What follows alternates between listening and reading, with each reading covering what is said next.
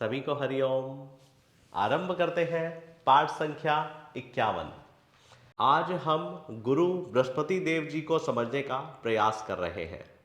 हमारे गुरु बृहस्पति देव जी, जिन्हें हम देवताओं के गुरु कहते हैं, जिन्हें की बहुत ही उच्च पदवी दी गई है, जिन्हें नैसर्गिक और निर्विवाद रूप से एक शुभ ग्रह कहा जाता है। अब जब वह नैसर्गिक और निर्विवाद रूप से शुभ ग्रह है, एक उच्च कोटि के प्राणी हैं, तो उन्हें आसन या स्थान भी बहुत अच्छा ही दिया जाता है। तो हमारी कुंडली के 12 भावों में 9 नंबर स्थान और 12 नंबर स्थान, दो स्थान गुरु बृहस्पति देव जी को दिए गए हैं।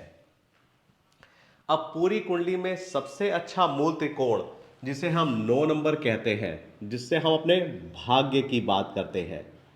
हम सभी चाहते हैं कि हमारा भाग्य बहुत अच्छा हो, हमारी किस्मत इतनी अच्छी हो कि हमारे पास हर तरह का सुख, धन, यश, समृद्धि हमारे पास हो।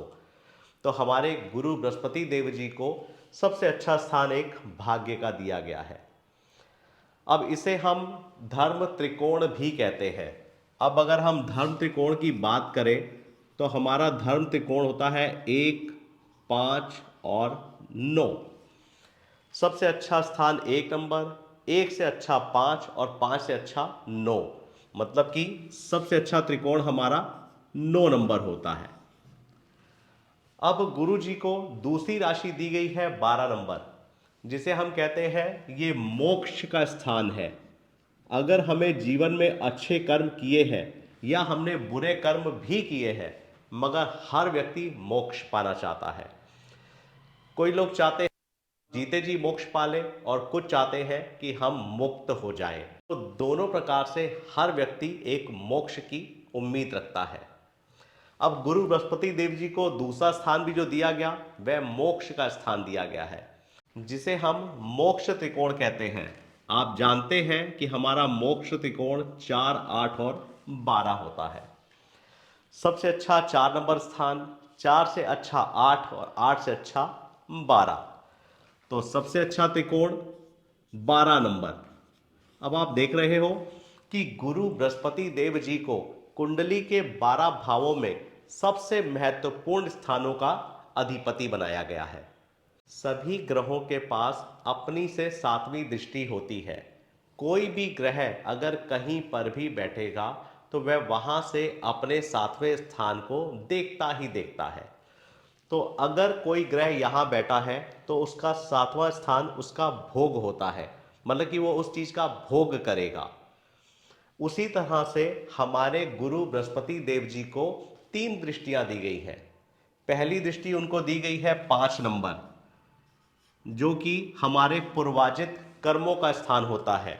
अगर आप काल पुरुष की पत्रिका से ध्यान दें तो यह हमारे पूर्व जन्मों में हमने जो भी अच्छे या बुरे कर्म संचित किए हैं, उसका स्थान की पहली दृष्टि बृहस्पति देव जी की पड़ती है। फिर हमारा 7 नंबर दूसरी राशि है, जिससे हम कहते हैं ना, जहां बैठेंगे वहां का भोग, मतलब कि किसी भी चीज का भोग करेंगे तो ये हमारा प्रेजेंट हो गया। और तीसरी दृष्टि उनको दी गई है 9 नंबर, जिसे कि हम कहते हैं कि हमारा भाग्य स्थान। अब हम जिस तरह के कर्म करेंगे उसी के अनुसार हमारा भोग होगा और उसी के अनुसार हमारा भविष्य भी बनेगा। तो मैं इसे कह सकता हूं कि ये हमारा पास्ट है, ये हमारा प्रेजेंट है और ये हमारा फ्यूचर है। तो अब गुरु बृहस्पति देव हमें बताते हैं कि वह जिस भी स्थान में बैठेंगे वहां से एक त्रिकोण का निर्माण कर देते हैं। आप और हम सभी जानते हैं कि हमारे शरीर में 7 चक्रा होते हैं। कहते हैं ना, जब वो 7 चक्रा अगर एक्टिव हो जाए तो इंसान का संबंध, मतलब कि हमारे शरीर में जो हमारी आत्मा है, आत्मा का संबंध परमात्मा से हो जाता है। तो आत्मा परमात्मा से बात करने लग जाती है या आत्मा परमात्मा में लीन हो जाती है। तो अगर हमें ऐसी शुरुआत करनी है तो बिना बृहस्पति देव गुरु के नहीं हो सकती। आपने हर जगह सुना है कि एक गुरु बनाना चाहिए, एक गुरु होना चाहिए जो दिशा का निर्धारण करे, जो हमें ज्ञान दे, जो हमें धर्म या मोक्ष के स्थान पर चलने की प्रेरणा दे। तो हमारे गुरु बृहस्पति देव, जो कि कुंडली में दो सबसे अच्छे स्थानों के स्वामी हैं, जो हमारा भाग्य भी निर्धारण करेंगे और हमारा मोक्ष भी। जो धर्म त्रिकोण, जो सबसे बड़ा त्रिकोण है, वह इसके भी मूल त्रिकोण के स्वामी हैं, और जो हमारा मोक्ष त्रिकोण है उसके भी स्वामी हैं। उसके बाद उनको 3 दृष्टियां दी गई, 5, 7 और 9।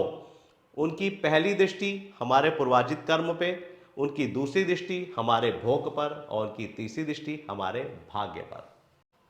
कहते हैं हम, जब हमारा जीवन चक्र चल रहा होता है, जो हमारे हिंदू धर्म में बताया गया है कि हम 84 करोड़ जूनों को भोगने के बाद हमें मनुष्य जन्म प्राप्त होता है, और उन 84 करोड़ जूनों में हमने जिस तरह के कर्म किए होते हैं, अच्छे या बुरे, वह हमारे पूर्वार्जित कर्म होते हैं।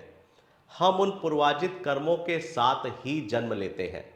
तो सबसे पहले जब हम पैदा होते हैं तो हमारे पूर्वार्जित कर्म हमारे साथ आते हैं। अब जब हमारे पूर्वार्जित कर्म हमारे साथ होंगे तो उसी के अनुसार हमें जन्म मिलता है। कोई बच्चा धीरू भाई अंबानी के यहाँ पैदा होता है, कोई शाहरुख खान के यहाँ पैदा होता है, कोई टाटा बिरला के यहाँ पैदा होता है, और कोई एक मिडिल क्लास फैमिली के यहाँ, और कोई एक गरीब के यहाँ पैदा होता है। ऐसा क्यों? जब मैंने जन्म लिया तो सभी एक समान क्यों नहीं?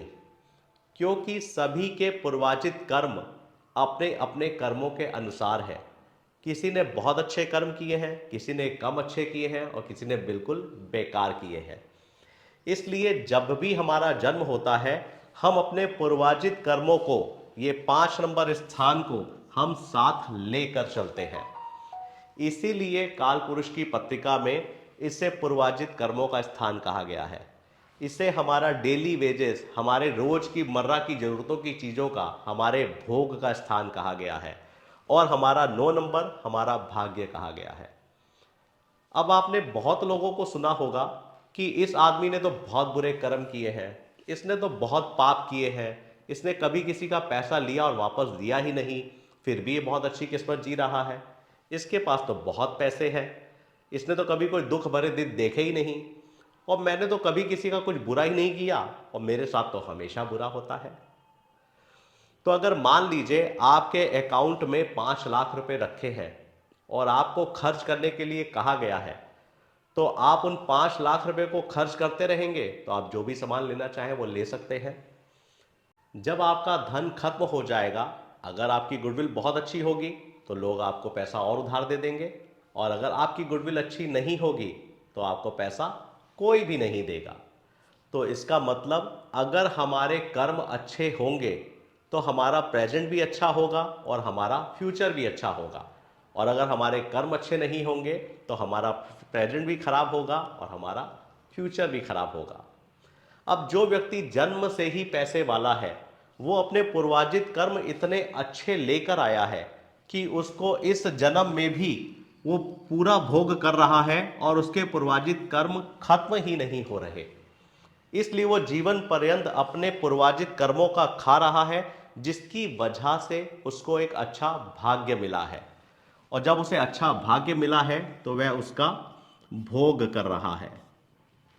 अब अगर आपने अपने पूर्वार्जित कर्म अच्छे किए हैं और आज आपका प्रेजेंट भी अच्छा है, तो हम 1+1 2 कह सकते हैं। अगर हमारा पास्ट भी अच्छा है, हमारा प्रेजेंट भी अच्छा है, तो हम कहेंगे कि हमारा भाग्य भी अच्छा होगा। जब हमारे गुरु जैसे प्लैनेट की दृष्टि आ जाती है तो कहते हैं, अगर तेरा पास्ट भी अच्छा है और तेरा प्रेजेंट भी अच्छा है, तो वो 1 और 1 2 नहीं, 1 और 1 11 कर देते हैं। अब बहुत सारे लोग ऐसे हैं जो 1 और 1 2 करते हैं, और बहुत सारे ऐसे लोग भी हैं जो 1 और 1 11 करते हैं। अब ये आपको सोचना है कि आपको 1 और 1 2 करना है या 1 और 1 11 करना है। कई लोग इतने अच्छे कर्म लेके आए होते हैं कि वो अपने प्रेजेंट को भी इतना अच्छा करते हैं कि उनका भाग्य इतना अच्छा हो जाता है कि वो पिछले जन्म में भी अच्छा जीवन जीते हैं, अपने प्रेजेंट में भी अच्छा जीवन जीते हैं और अपने आगे आने वाले भविष्य में भी अच्छा जीवन जीते हैं। ऐसे व्यक्ति एक और एक को दो नहीं, एक और एक को 11 करते हैं। और कुछ ऐसे हैं जो पूर्वार्जित कर्म तो अच्छे लेकर आए हैं, वो कहते हैं आज खा और कल खुदा। तो वो अपने पास्ट को अच्छा करके आए हैं और प्रेजेंट में ही सब कुछ खत्म कर देते हैं और अपना जीवन जी के चले जाते हैं। तो ये एक और एक दो करते हैं। और एक इस तरह के लोग होते हैं जो कहते हैं जो कुछ है आज ही है, ना पीछे कुछ था ना आगे कुछ है। तो वह एक और एक ना दो करते हैं ना 11 करते हैं, वह एक और एक माइनस करते हैं और जीरो करते हैं। वो कहते हैं हम आज में जिएंगे, आज ही खाएंगे और आज ही एंजॉय करेंगे। ना वो अपने पास कर्मा सुधार पाते हैं और ना अपने आगे आने वाले कर्मा सुधार पाते हैं। तो हमारे गुरु बृहस्पति देव, अगर आपकी कुंडली में गुरु बृहस्पति देव अच्छे हैं तो आपको आनंद की प्राप्ति जरूर होगी, आपका जीवन सुख में जरूर होगा। अब गुरु बृहस्पति देव अगर पहले स्थान में विराजमान होते हैं, गुरु जिन्हें जीव कहा जाता है, शास्त्रों में अगर आप पढ़ेंगे तो गुरु बृहस्पति देव जी को जीव कहा गया है। जीव का मतलब जो हमें जीवन देता है। आज हम जो सांसें लेते हैं उन सांसों पे अधिकार गुरु बृहस्पति देव जी का है। अगर ये सांस नहीं होगी तो ये शरीर भी नहीं चलेगा। इसलिए सबसे उच्च श्रेणी के गुरु हमारे बृहस्पति देव जी को शास्त्रों में जीव कहा गया है। तो आप जीव समझ सकते हैं, गुरु है तो अच्छा जीवन है, नहीं तो मनुष्य जीवन पाकर भी इंसान पशु समान है। अब अगर हमारे गुरु बृहस्पति देव जी पहले घर में विराजमान है तो ऐसा जातक किस तरह का होगा। अब गुरु जिस स्थान पे बैठता है, कहते हैं कि अगर आप एक दिए को कमरे में जला दो तो दिए के आसपास आपको अंधेरा मिलेगा और बाकी पूरे कमरे में रोशनी मिलती है। क्योंकि गुरु बृहस्पति जो जहां बैठते हैं वहीं से हमें 3 दृष्टियों से आशीर्वाद, अपनी ब्लेसिंग्स देना स्टार्ट कर देते हैं। वह 1 से लेके 12 तक किसी भी घर में बैठते हैं तो वह वहां से एक त्रिकोण का निर्माण कर देते हैं। ये उनकी पहली दृष्टि 5, 7 और 9, जैसे ही गुरु लग्न में बैठते हैं तो वो एक त्रिकोण का निर्माण कर देते हैं। वह उस घर से हम अपने पिछले कर्म, हम अपना प्रेजेंट और अपना फ्यूचर बनाना शुरू कर देते हैं। अगर हम अच्छे कर्म करेंगे तो हमारा पास्ट, प्रेजेंट और फ्यूचर अच्छा होगा, और अगर हम बुरे कर्म करेंगे तो हमारा पास्ट, प्रेजेंट और फ्यूचर अच्छा नहीं बनेगा। अब कहते हैं गुरु बृहस्पति जहां बैठते हैं वहां पर अपने प्रभाव में कमी कर देते हैं। अगर एक टीचर जो कि ब्लेसिंग्स देने के लिए ही बना है, जिसको सिर्फ आपको ब्लेसिंग्स देनी है, आशीर्वाद देना है, उसकी आंखों के सामने आप अच्छा या बुरा कर्म करेंगे तो वहां पर बैठा आपको अच्छे रिजल्ट देगा या बुरे रिजल्ट देगा। अगर हमने अच्छे रिजल्ट किए हैं तो हमें अच्छा जरूर मिलेगा। अब गुरु बृहस्पति सबसे बड़ा मूल सिद्धांत है, वो कहते हैं कि आप अपनी एथिक्स या अपनी मोरालिटी को बिल्कुल भी ना छोड़ें। जैसे कि हमारे भगवान राम ने अपनी मर्यादा में सारा जीवन बिताया, उन्होंने अपनी नैतिकता, अपने धर्म को नहीं छोड़ा। तो गुरु बृहस्पति भी कहते हैं कि आप अपनी नैतिकता और मोरालिटी को अगर सही रखेंगे तो वह कभी आपके साथ गलत नहीं करेंगे। अब आज के इस कलयुग में अपनी एथिक्स और अपनी मोरालिटी को जिंदा रखना बहुत मुश्किल काम है। इसलिए जब हम अपनी एथिक्स और मोरालिटी को अच्छा नहीं रखते हैं तो हमें उसके अच्छे और बुरे परिणाम देखने को मिलते हैं। जिसलिए हम कहते हैं कि गुरु बृहस्पति जहां बैठते हैं वहां पर कमी कर देते हैं और जहां देखते हैं वहां पर अपनी ब्लेसिंग्स दे देते हैं। अब आज के कलयुग में जिसके लग्न में गुरु बृहस्पति विराजमान होंगे, जिसके हमारे कारक देव हमारे सूर्य होते हैं, अगर आपकी आत्मा, सूर्य को आत्मा कहा गया है, अगर आपकी आत्मा के ऊपर गुरु जैसे ग्रह का प्रभाव होगा तो आप ज्ञान की बातें करोगे, आप धर्म की बातें करोगे, आप किसी के साथ छल कपट करते समय 10 बार सोचोगे, तो ऐसा व्यक्ति बहुत जल्दी चीटिंग नहीं कर पाता, किसी तरह छल कपट नहीं कर पाता। उसे अपनी मर्यादा से, अपनी रिस्पेक्ट से, अपनी सेल्फ रिस्पेक्ट से, हर चीज से प्यार होता है। तो ऐसा व्यक्ति सबसे पहले अपने व्यक्तित्व को सुधारता है। ऐसा व्यक्ति चाहकर भी किसी को चीट नहीं कर पाता, और जिसलिए कहा जाता है कि बृहस्पति जहां बैठते हैं वहां अच्छा प्रभाव नहीं करते। हमारे बृहस्पति देव जी का अगर आपने चित्र देखा हो तो वह एक हुष्ट पुष्ट शरीर वाले हैं। अब गुरु जैसा प्लैनेट जो नैसर्गिक और निर्विवाद रूप से शुभ ग्रह है, तो वह जहां भी बैठेगा अपनी शुभता ही रखेगा। तो ऐसे जातक का शरीर हुष्ट पुष्ट होता है। ऐसा जातक देखने में सुडोल और भारी भरकम तो मैं नहीं कहूंगा, मगर हां अच्छी कद काठी वाला होता है। अब गुरु बृहस्पति देव जी को मीठा बहुत पसंद है।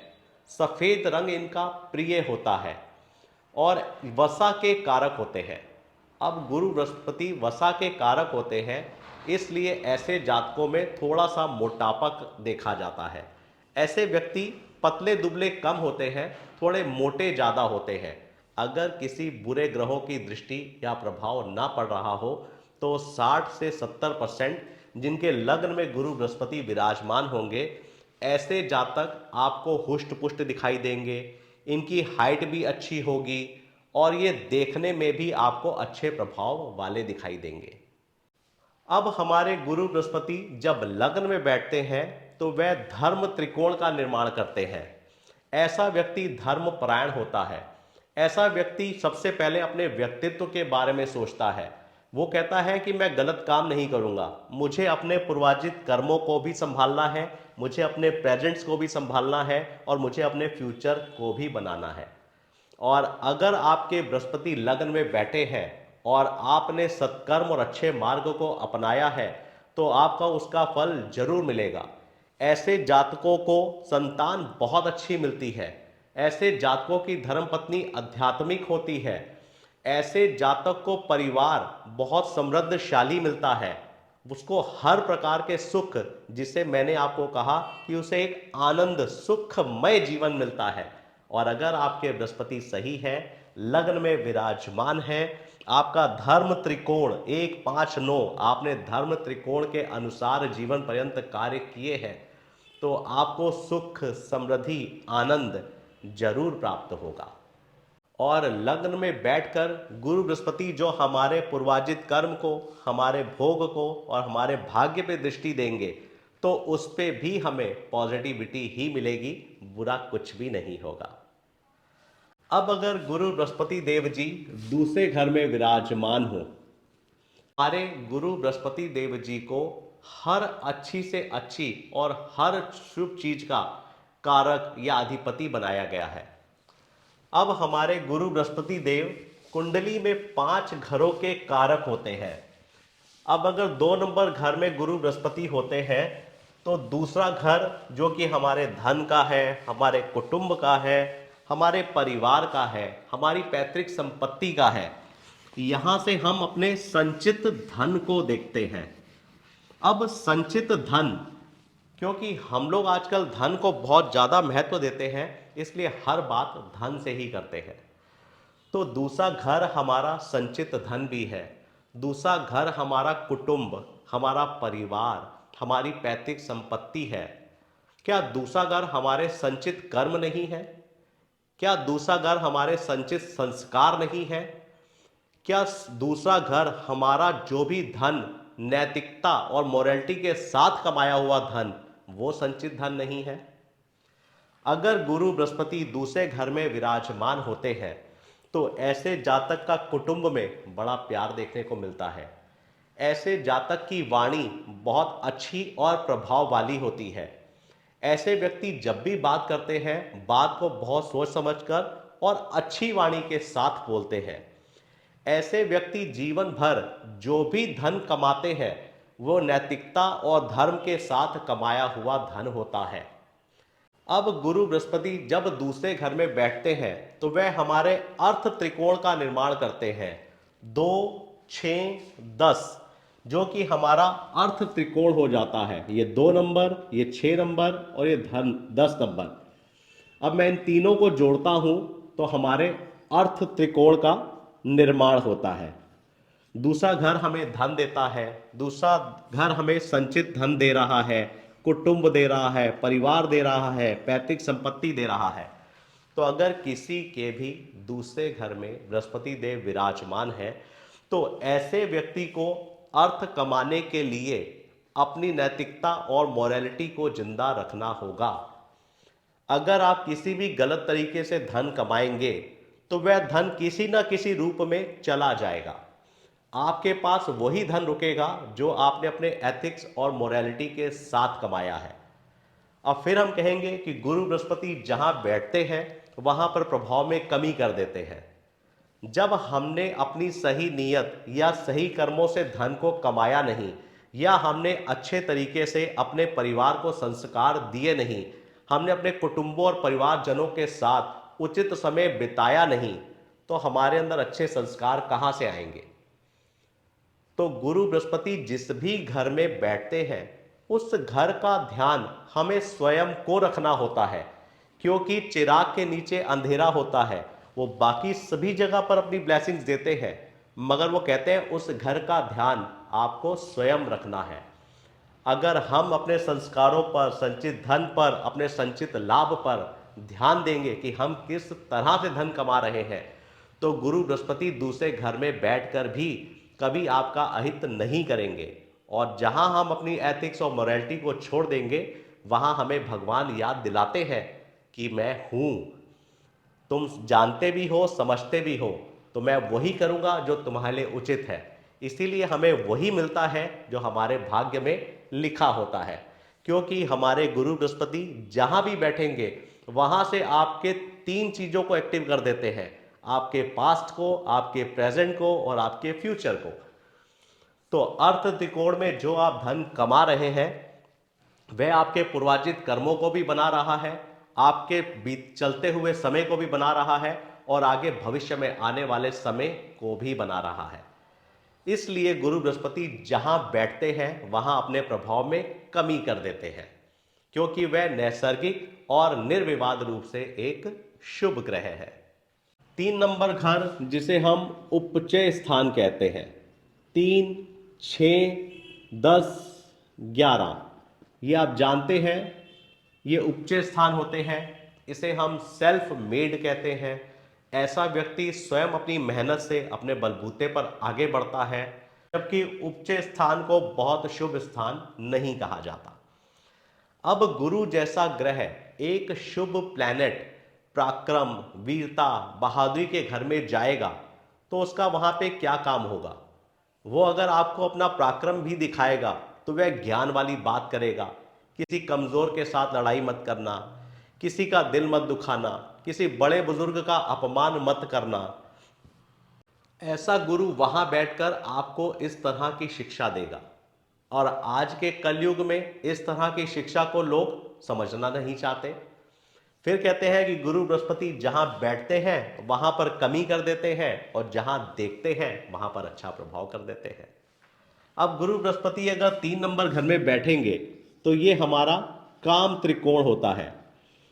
अब काम त्रिकोण हमारी कामनाएं, हमारी इच्छा शक्ति, इन सब चीजों की वृद्धि करेंगे या इन सब चीजों पे हमें ब्लेसिंग्स देंगे।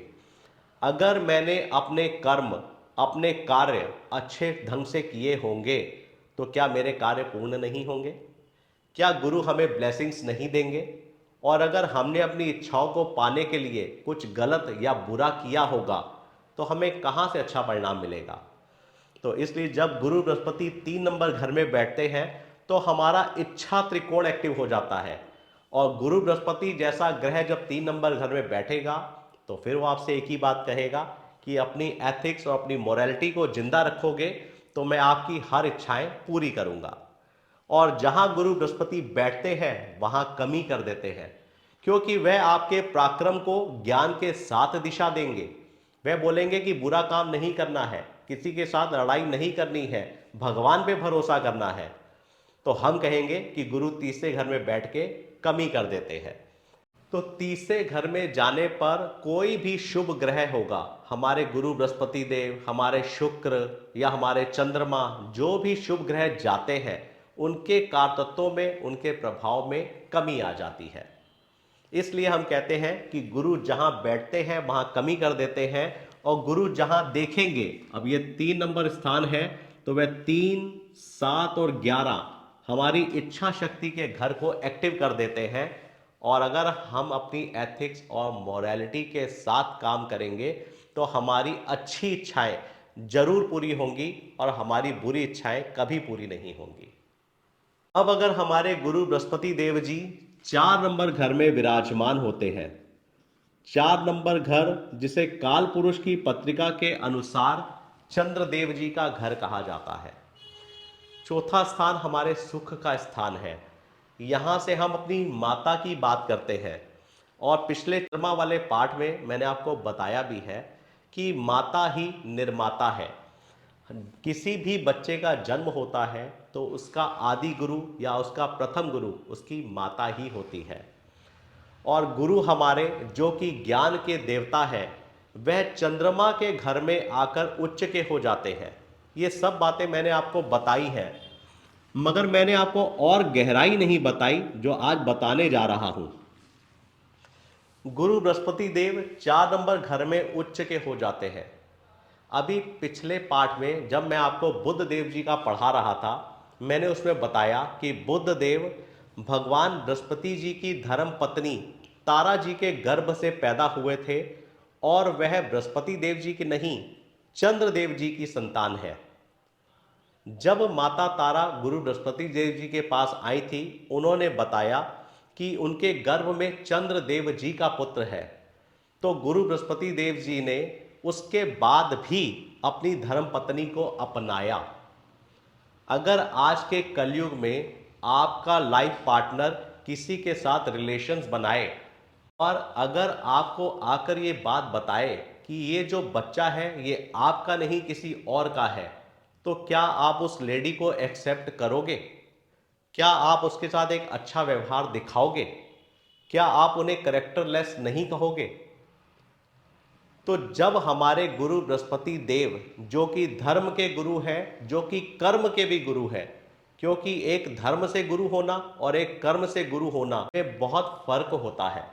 हमारे गुरु बृहस्पति देव, जिन्हें कि मैं नैसर्गिक और निर्विवाद रूप से हर बार कहता हूं कि ये एक शुभ ग्रह है। गुरु जैसा ग्रह जिसने धर्म को भी अपनाया और कर्म को भी अपनाया, उन्होंने कर्म को निभाते हुए अपनी धर्म पत्नी को माफ किया, तो चंद्रमा जैसा प्लैनेट उन्हें क्या मानेगा? क्या वो नहीं समझेगा कि मैंने अपराध किया, उसके बाद गुरु बृहस्पति ने मुझे भी माफ कर दिया और अपनी धर्म पत्नी को अपना लिया? तो जब कोई इस तरह का कर्म करेगा तो क्या वो उच्च का नहीं हो जाएगा? आज अगर आपका लाइफ पार्टनर किसी के साथ कोई रिलेशंस बनाए और कल को आपको भविष्य में कहे कि ये संतान आपकी नहीं किसी और की है, तो क्या आप उसे माफ कर दोगे? और अगर आप उसे माफ कर दोगे तो आप उसकी नज़र में कितने ऊंचे स्थान पर हो जाओगे? तो क्या आप उच्च के नहीं होगे? तो इसी वजह से चंद्रमा जैसे ग्रह के घर में आकर बृहस्पति उच्च के हो जाते हैं, क्योंकि उन्होंने धर्म गुरु का भी मान रखा है और उन्होंने कर्म गुरु का भी मान रखा है।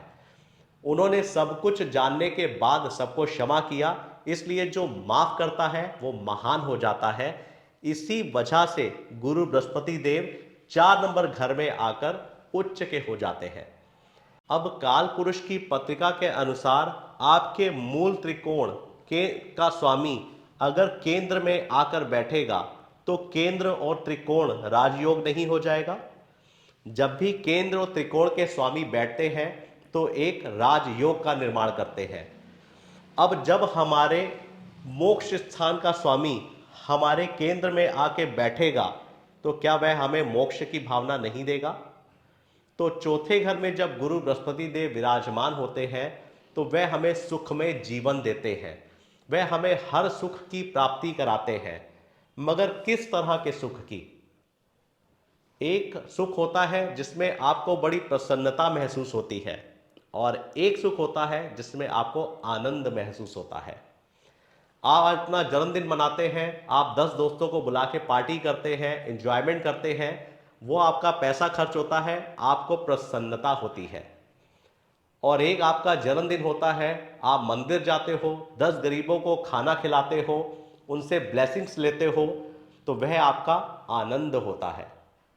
तो गुरु बृहस्पति जब 4 नंबर घर में बैठते हैं तो वह आपको आनंद वाला सुख देते हैं, वो आपको प्रसन्नता वाला सुख नहीं देते हैं। और फिर हम कहते हैं कि गुरु बृहस्पति जहां बैठते हैं वहां कमी कर देते हैं, और जहां देखते हैं वहां ब्लेसिंग्स कर देते हैं। तो अब गुरु जब 4 नंबर घर में बैठेंगे तो वह आपको बोलेंगे मैं आनंद वाला सुख देने आया हूं। अब आपको गलत तरीके से धन कमाना है, आपको बड़ी बड़ी गाड़ियां खरीदनी है, किसी को चीट करना है, और ये कह रहे हैं किसी की सेवा भाव करो, किसी के लिए किसी का घर भरो, किसी की बेटी की शादी कराओ, तो तुम इस तरह के कार्य करोगे तो मैं तुम्हें एक सुख दूंगा, उस सुख में आनंद होगा। जिस वजह से हम कहते हैं कि हमें प्रसन्नता चाहिए कि आनंद। और अगर हमें प्रसन्नता चाहिए तो हमें शुक्रदेव जी के पास जाना होगा, और अगर हमें आनंद चाहिए तो हमें गुरु बृहस्पति देव जी के पास आना होगा।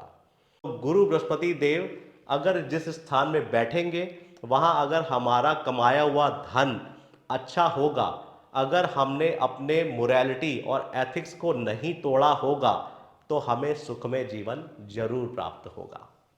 अब हमारे गुरु बृहस्पति देव जी जिन्हें 5 घरों का कारक बनाया गया है, एक तो उन्हें सबसे अच्छे त्रिकोण स्थान दे दिए गए, उसके बाद उन्हें 4 नंबर घर में उच्च का बना दिया गया, उनके बाद उन्हें कारक के रूप में 2 नंबर घर, जहां से हम धन की बात करते हैं, धन भी वो जो संचित धन, यहां से हम संचित धन की बात करते हैं।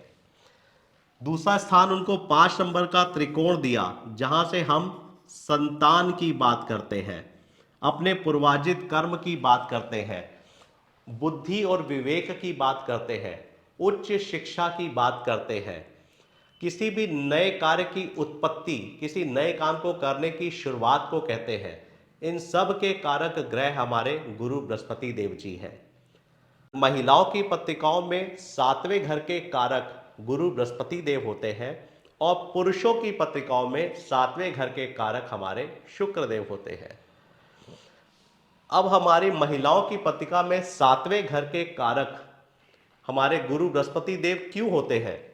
क्योंकि आपको जीवन में 7 नंबर घर में जितना अच्छा सुख एक महिला दे सकती है या आपका जीवन साथी दे सकता है, जो आपका पल पल ध्यान रख सकता है, वह आपको प्रसन्नता भी देता है, मगर उनकी प्रसन्नता आनंद वाली प्रसन्नता होती है। इसलिए आनंद की प्राप्ति देने वाली जीवन साथी का अधिकार भी या उसके कारक ग्रह भी हमारे गुरु बृहस्पति देव जी है। अब जब हमारे पूर्वार्जित कर्म अच्छे होंगे, हमारा जीवन साथी अच्छा होगा, तो क्या हमारा जीवन सुख में नहीं होगा? आज मेरे पास बहुत नेक और पढ़ी लिखी संतान होगी, बहुत एजुकेटेड और भगवान में विश्वास रखने वाली धर्म पत्नी होगी, तो क्या मेरा भाग्य अच्छा नहीं होगा? मेरा जीवन सुख में नहीं होगा? मेरे माता पिता बहुत संस्कारी होंगे, उनकी समाज में बहुत प्रतिष्ठा और इज्जत होगी, तो क्या मेरा नाम नहीं बढ़ेगा? तो हमारे 9 नंबर घर के कारक भी गुरु बृहस्पति देव जी हैं, जहां से हम अपने पिता का विचार करते हैं, जहां से हम धर्म का विचार करते हैं, जहां से हम धार्मिक यात्राओं की बात करते हैं या फिर अपने धार्मिक कर्म की बात करते हैं। अब 11 नंबर स्थान जो कि पूरी कुंडली में हमारे लाभ को बताता है, 11वें घर से हम लाभ की बात करते हैं, तो लाभ के हमारे कारक ग्रह वो भी हमारे गुरु बृहस्पति देव जी। अब आप बताइए, हमारी पूरी कुंडली में 2 सबसे महत्वपूर्ण स्थान गुरु बृहस्पति देव जी के पास, हमारी सबसे अच्छी दृष्टि 5, 7, 9 गुरु बृहस्पति देव जी के पास, 5-5 घरों के कारक ग्रह। हमें जीवन में धन चाहिए, अच्छी संतान चाहिए, अच्छी धर्म पत्नी चाहिए, हमें अच्छे माता पिता चाहिए, और हमें जीवन भर अच्छा लाभ, अच्छा यश, अपना नाम चाहिए, अच्छी गुडविल चाहिए। ये सब चीज़ें सबके अधिकार तो हमारे गुरु बृहस्पति देव जी के पास है। तो अगर हमने कुंडली में बृहस्पति देव जी को मना कर रखा है तो हम इन सब चीज़ों को पा सकते हैं, मगर हमें ये सब चीज़ें एक ही शर्त पे मिलती हैं, क्योंकि गुरु बृहस्पति देव जी का सिर्फ एक ही सिद्धांत है। अगर आपने अपनी एथिक्स और अपनी मोरालिटी को जिंदा रखा है, आपने किसी के साथ गलत काम गलत व्यवहार नहीं किया है, तो आपको ये सब चीज़ें जरूर मिलेंगी। इसलिए हम कहते हैं कि गुरु बृहस्पति देव जहां बैठते हैं वहां कमी कर देते हैं, और जहां देखते हैं वहां ब्लेसिंग्स कर देते हैं। क्योंकि जहां बैठे हैं उस स्थान को हमें ध्यान देना है, क्योंकि चिराग के नीचे अंधेरा होता है। वो पूरे कमरे को रोशनी करेगा, मगर उस जगह को रोशन करना या उस जगह पे ध्यान देना ये हमारा फर्ज बन जाता है। और अगर हम उस चीज पे ध्यान देंगे तो कभी भी गुरु बृहस्पति हमारे साथ बुरा नहीं करेंगे। तो हमें इस कलयुग में रहकर अपनी एथिक्स और अपनी मोरालिटी को जिंदा रखना बहुत जरूरी है, अगर हमें पीसफुल या सुख में या आनंद में जीवन चाहिए तो। अब अगर हमारे गुरु बृहस्पति देव जी पांचवें घर में विराजमान होते हैं, पांचवा घर जहां के वह कारक ग्रह भी होते हैं, और यहां से हम संतान की बात करते हैं, यहां से हम अच्छी शिक्षा की बात करते हैं, हम बुद्धि विवेक की बात करते हैं। अब गुरु बृहस्पति जैसे ग्रह इस घर में बैठेंगे तो ऐसा जातक बहुत पढ़ाई लिखाई में अच्छा होगा, वह बुद्धि विवेक का पूरा इस्तेमाल करता होगा, वह धर्मपरायण काम करता होगा, और वह जो भी कार्य करता होगा उसमें उसको उच्चता या महारत हासिल जरूर होती होगी, क्योंकि यह उसके मित्र की राशि होती है। और सूर्य एक राजा है, सूर्य को हम आत्मा कहते हैं। एक आत्मा और एक ज्ञान, जब आत्मा और ज्ञान का संगम बनता है तो हम कहते हैं आदमी में आत्मज्ञान बढ़ जाता है। तो जब आपके अंदर आत्मज्ञान की वृद्धि हो जाएगी तो आप हर कार्य को बहुत अच्छे बुद्धि से, विवेक से और अच्छे ढंग से निभाएंगे, तो आपको हर चीज अच्छी ही अच्छी प्राप्त होगी। आप इस घर के संबंधित जितने भी कारक तत्व हैं, किसी को भी उठाकर देख लीजिए, आपको उसमें प्लस और प्लस और प्लस ही मिलेगा। अब अगर हमारे गुरु बृहस्पति देव जी 6 नंबर घर में विराजमान हो जाते हैं, 6 नंबर घर जिसे हम अशुभ स्थान कहते हैं, जिसे हम रोग, ऋण, विवाद, शत्रु का स्थान कहते हैं। हमारी 6 षड रिपु होती है, काम, क्रोध, लोभ, मोह, मद और मदस्य। हमारे शरीर में अंदर हमारे अंदर 6 तरह के लोभ जिंदा है, और हम इन 6 लोभों को पूरा करने के लिए हर तरह के कर्म करते हैं। साम दाम दंड भेद हम सब निभाते हैं। अब ये हमारे संघर्ष का घर है। डेली वेजेस के जो भी हमारे संघर्ष होते हैं वह हम 6 नंबर घर से देखते हैं। अब गुरु जहां बैठते हैं वहां प्रभाव में कमी कर देते हैं, क्योंकि गुरु आपसे कहेंगे कि जो संघर्ष करना है वो न्यायपूर्ण करो, नैतिकता के साथ करो, धर्म के मार्ग पर चल के करो। तो क्या आप कर पाओगे? क्या आप चल पाओगे? क्या आप भगवान राम बन के 14 वर्ष का वनवास ले सकते हैं? क्योंकि ये एक परमात्मा अंश थे, इस तरह का कार्य भगवान ही कर सकते हैं। आज आप और हम कलयुग में रहकर इस तरह के संघर्ष नहीं कर सकते। इसलिए हम कहते हैं कि जहां गुरु बृहस्पति बैठते हैं वहां पर कमी कर देते हैं, और जहां देखते हैं वहां पर ब्लेसिंग्स कर देते हैं। अब गुरु बृहस्पति देव जैसा ग्रह जब छठे घर में आएगा तो उसके कारतत्वों में कमी जरूर आ जाती है। तो ऐसे व्यक्ति पर कभी ना कभी कलंक लगने की संभावनाएं बहुत होती हैं। ऐसे व्यक्ति, क्योंकि वे बहुत सीधे और सज्जन व्यक्ति होते हैं, अब सज्जन व्यक्ति पे हर आदमी उंगली उठा लेता है, और बुरे आदमी पर उंगली उठाने में लोग डरते हैं कि कहीं हमारी ही पिटाई ना कर दे। तो इसलिए गुरु बृहस्पति जी को छठे घर में आने पर उनके कारतत्वों में कमी हो जाती है। मगर ऐसे व्यक्ति जो कि सेवा भाव वाले होते हैं, जो एक अच्छे कार्य करते हैं, जिनके समाज में धर्म के प्रति आस्था होती है या लोगों के प्रति आदर सत्कार होता है, तो ऐसे लोगों को भले जीवन में बहुत ज़्यादा सफलताएं ना मिले, बहुत ज़्यादा धन वो ना कमाएं, मगर वे अपनी गरिमा, अपने गौरव को जरूर कमाते हैं। क्योंकि गुरु बृहस्पति देव जी की पहली दृष्टि उसके कर्म के स्थान पे जाती है, दूसरी उनके मोक्ष के स्थान पे जाती है और तीसरी उनके धन के स्थान पे जाती है। तो जो भी व्यक्ति अपनी एथिक्स और मोरालिटी के साथ ऐसे काम करता है, उसका कर्म भी अच्छा हो जाता है, उसका मोक्ष भी सुधर जाता है और उसके पास जो भी धन संचित आता है वह भी अच्छा संचित धन होता है। इसलिए ऐसे व्यक्ति समाज में भले ही निंदित हो जाएं, मगर उनकी गरिमा, उनके गौरव में कभी कमी नहीं आती है। आप 10 मिनट के लिए सूर्य के आगे बादलों को लाकर छुपा सकते हैं, मगर आप सूर्य की रोशनी को आपके अंदर आने तक के लिए रोक नहीं सकते। तो इसलिए हमारे गुरु बृहस्पति देव जी इसी तरह का प्रभाव रखते हैं।